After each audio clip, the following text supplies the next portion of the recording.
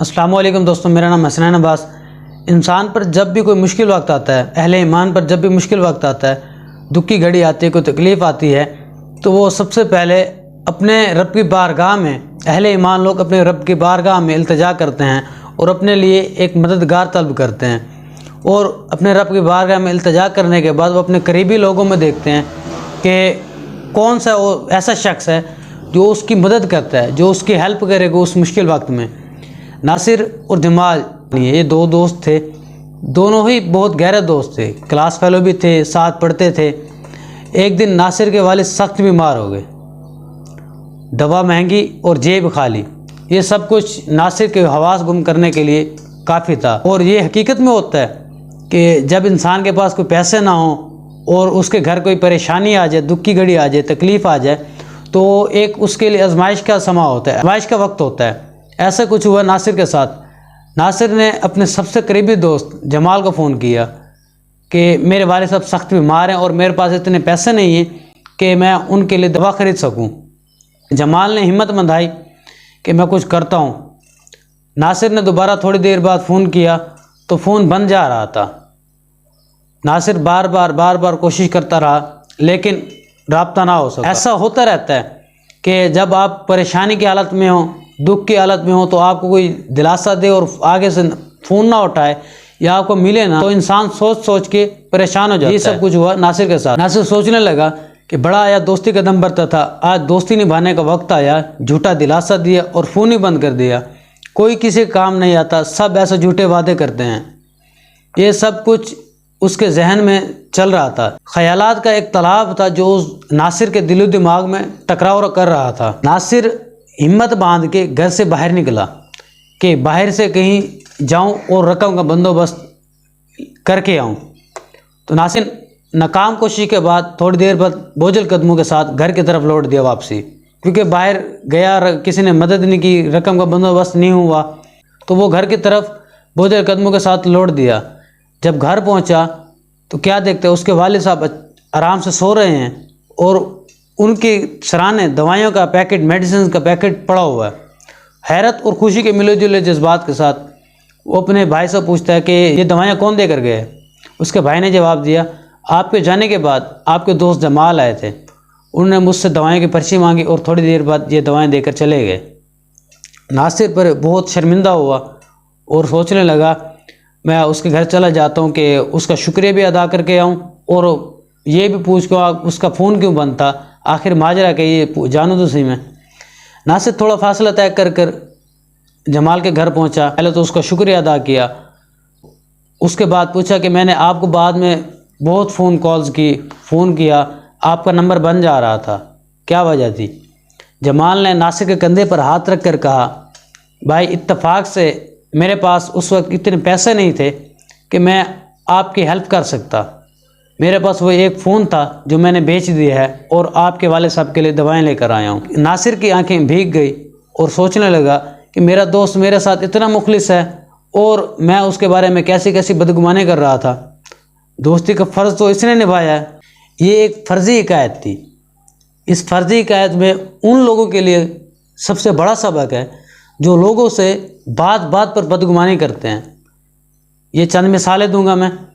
मसलन अगर कोई शख्स किसी कंपनी में नौकरी करता है, जॉब करता है, उसको कंपनी के बॉस ने उसकी नालायकी की वजह से, नाकामी की वजह से निकाल दिया और वो कंपनी के किसी फर्द से, किसी शख्स से ये बदगुमानी कर लेता है कि इस शख्स की वजह से मुझे बॉस ने कंपनी से निकाला है। इसी तरह अगर किसी को कारोबार में नुकसान आ रहा है, कारोबार सही नहीं चल रहा, तो वो अपने करीबी कारोबारी हरीफ से ये बदगुमानी कर लेता है कि इसने कुछ किया होगा, इसने कुछ जादू टोना करवा दिया होगा जिस वजह से मेरा कारोबार नहीं चल रहा या मुझे कारोबार में नुकसान आ रहा है।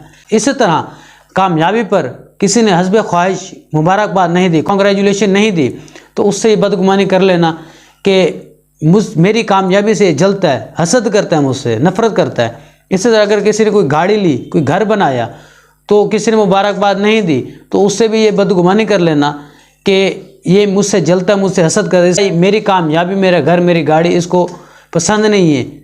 इसी तरह अगर बहू नमाज़ पढ़ रही है नमाज के बाद औरत वज़ाइफ कर रही है तो सास का ये गुमान कर लेना, बदगुमानी कर लेना कि ये मेरे ख़िलाफ़ कोई औरत वज़ाइफ कर रही है मुझे गिराने के लिए या मुझे रास्ते से हटाने के लिए। और इसी तरह अगर किसी शख्स ने मिलने का वादा किया कि फ़लाँ दिन मैं आपको फ़लाँ जगह पर आके आपके घर आऊँगा, मिल जाऊँगा आपको, या कोई काम की वजह से, तो वो नहीं आ सका, उसको कोई ज़रूरी काम पड़ गया, किसी वजह से नहीं आ सका, और उससे ये बदगुमानी कर लेना कि ये झूठा है, झूठे वादे करता है, ये वादा खिलाफ़ी की है।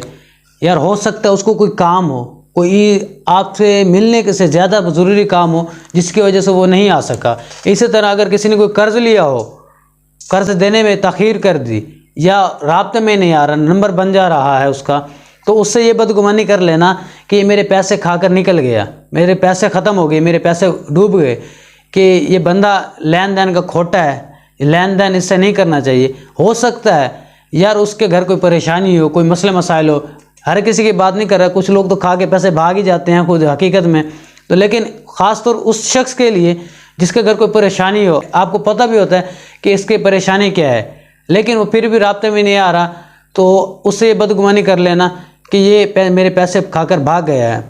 ये चंद मिसालें समझाने के लिए दी हैं, लेकिन अगर आप अपने मुआशरे में नज़र दौड़ाएं, घर में देखें, बाहर देखें, सोसाइटी में देखें, बाज़ार में देखें, दुकानों पर देखें, तो कोई ऐसा शख्स होगा जो बदगुमानी से बचा होगा।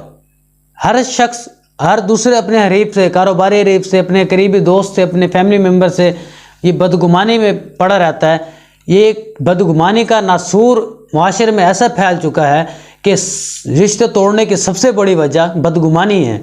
लोगों से बदगुमानी करना, बदगुमानी की वजह से रिश्ते टूट जाते हैं, दोस्तियाँ टूट जाती हैं, एतबार टूट जाता है बदगुमानी की वजह से।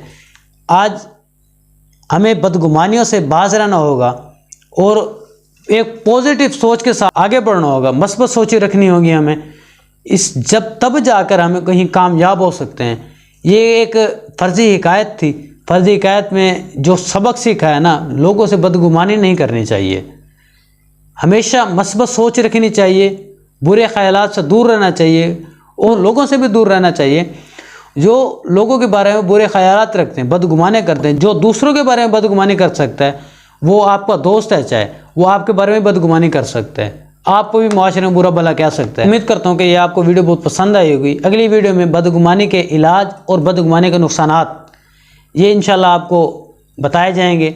अगर आपको वीडियो पसंद आई हो तो वीडियो को लाइक कर दीजिएगा और शेयर कर दीजिएगा।